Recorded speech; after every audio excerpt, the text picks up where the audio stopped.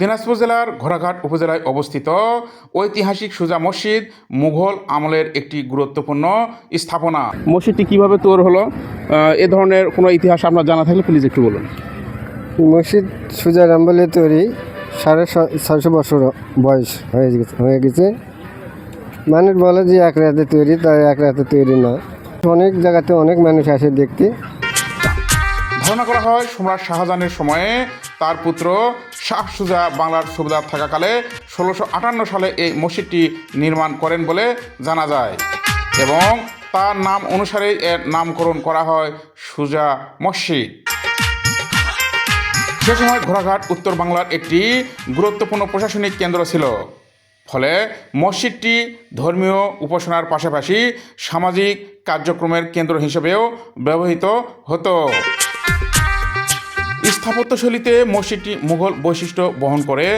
ইট, চুন, সুরকি, গম্বুজ ও খিলানের শুকনো কারুকাজ এর বিশেষত্ব। মসজিদের পাশেই একটি বড় দিঘি রয়েছে, যা ধর্মপ্রাণ মুসল্লিদের জন্য ওযু, গোসল ও বিভিন্ন সামাজিক কাজে এই পানি ব্যবহার করার জন্যই এই দিঘি তৈরি করা হয়েছে বলে জানা যায়। বর্তমানে এটি বাংলাদেশের একটি সংরক্ষিত প্রত্নতাত্ত্বিক নিদর্শন এবং ইতিহাস ঐতিহ্যের গুরুত্বপূর্ণ সাক্ষ্য বহন করছে। বর্তমানে এটি বাংলাদেশের একটি সংরক্ষিত প্রত্নতাত্ত্বিক নিদর্শন এবং ইতিহাস ঐতিহ্যের গুরুত্বপূর্ণ সাক্ষ্য বহন করছে। বাপ দাদার কাছ থেকে যেটা শুনছি, এক রাতেই তৈরি হয়েছে, কিন্তু ইতিহাস ঘাটলে দেখা যায় যে 1500 থেকে 1550 সালের মধ্যে হোসেন শাহী যুগের শাহ সুজা নামে একজন শাসক ছিল, তিনি মসজিদ স্থাপন করত। ঐতিহাসিক সুজা মসজিদ শুধুমাত্র একটি প্রাচীন ধর্মীয় স্থাপনায় নয়, বরং এটি আধ্যাত্মিকতা, ঐতিহ্য ও সামাজিক সম্প্রীতির এক অনন্য কেন্দ্রবিন্দু। প্রতিদিনই এখানে দেশের বিভিন্ন প্রান্ত থেকে আগত শত শত ধর্মপ্রাণ মানুষের পদচারণায় মুখরিত থাকে পুরো এলাকা। বিশেষ করে শুক্রবারে জুমার দিন নামাজ শেষে মিলাদ মাহফিল, ওয়াজ নসিহত ও বিভিন্ন দোয়া মাহফিল কেন্দ্র করে এখানে ব্যাপক জনসমাগম ঘটে। অনেকেই নিজেদের মান্যত পূরণে মিলাদের আয়োজন করে সিন্নি ও তবারক বিতরণ করেন। এসব আয়োজনের অংশ নিতে দূর দূরান্ত থেকে আগত মানুষের মধ্যে দেখা যায় এক অপূর্ব মিলন মেলা, যা ধর্মীয় চেতনার পাশাপাশি সামাজিক বন্ধনকেও আরও দৃঢ় করে তোলে। মসজিদের ভিতরের নামাজ ঘরের দৈর্ঘ্য প্রায় 16 ফুট ও প্রস্থও 16 ফুট, যাহা বর্গাকারে নান্দনিক নকশায় নকশিত এবং পশ্চিম দেয়ালে মোট 3টি মেহরাব রয়েছে। এর মধ্যে মাঝের মেহরাবটি বড় এবং দুপাশে থাকা দুটি মেহরাব ছোট, যা সমান্তরালভাবে সাজানো।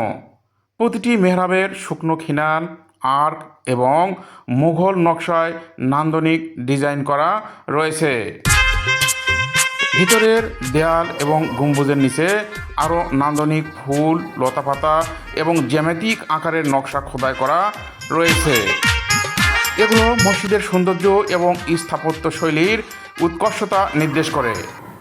স্থানীয়ভাবে এটি শুধুমাত্র ধর্মীয় স্থান নয়, বরং ইতিহাস ও শিল্পকর্মের সমৃদ্ধ নিদর্শন হিসেবেও মূল্যবান। মসজিদটির মূল কক্ষে একটি প্রধান গম্বুজ এবং সম্মুখ বারান্দার উপরে সারিবদ্ধভাবে আরও ছোট ছোট 3টি গম্বুজ রয়েছে। মসজিদটির 4 কোণায় 4টি পিলার এবং সামনের বারান্দায় 2টি পিলার, সর্বমোট 6টি পিলারের সমন্বয়ে দাঁড়িয়ে আছে এই মসজিদটি। সম্মুখ ভাগে মোট 3টি দরজা বা প্রবেশপথ দেখা যায়, যা মসজিদে প্রবেশের জন্য ব্যবহৃত। এর দৈর্ঘ্য প্রায় 34 ফুট লম্বা এবং প্রস্থ প্রায় 18 ফুট লম্বা ও নামাজ ঘরের দেওয়ালের উচ্চতা প্রায় 12 হতে 14 ফুট এবং পিলার ও দেওয়ালের ভিত্তি বা চ্যাপ্টায় 5 ফুট হতে 6 ফুট। এই মসজিদের উত্তর পাশে একটি ঐতিহাসিক বড় দিঘি রয়েছে। দিঘিটির আনুমানিক দৈর্ঘ্য প্রায় 300 গজ ও প্রস্থ প্রায় 250 গজ এবং খননের সময়ে এর গভীরতা ছিল প্রায় 20 হতে 25 ফুট বলে জানা যায়। কালের পরিক্রমায় এখন 6 হতে 7 ফুট এর গভীরতা বিরাজমান। দিঘিটির পাড়ের উচ্চতা 20 হতে 30 ফিট এবং এর পানি মূলত ধর্মীয় মুসল্লিদের জন্য ওযু গোসল এবং সামাজিক কাজ ও স্থানীয়দের পানির চাহিদা মেটানোর জন্য ব্যবহৃত হয়। দিঘির দক্ষিণ পাশে 30 হতে 40 ফুটের নান্দনিক একটি ঘাট রয়েছে, যেখানে ধর্মীয় মুসল্লিরা ওযু ও গোসল করে থাকে। আমি বলছি যে প্রাচীনতম সুলতানিয়া বলে 16 শতক আমলে। সব মিলিয়ে সুজা মসজিদ আর শুধু একটি নামাজের স্থানই নয়, বরং এটি হয়ে উঠেছে একটি আধ্যাত্মিক ও সামাজিক মিলন কেন্দ্র, যেখানে ধর্মীয় অনুভূতি, মানবিক মূল্যবোধ ও পারস্পরিক সৌহার্দ্য এক সূত্রে গাঁথা আছে বলে মনে করেন এলাকাবাসী এবং জনসাধারণ।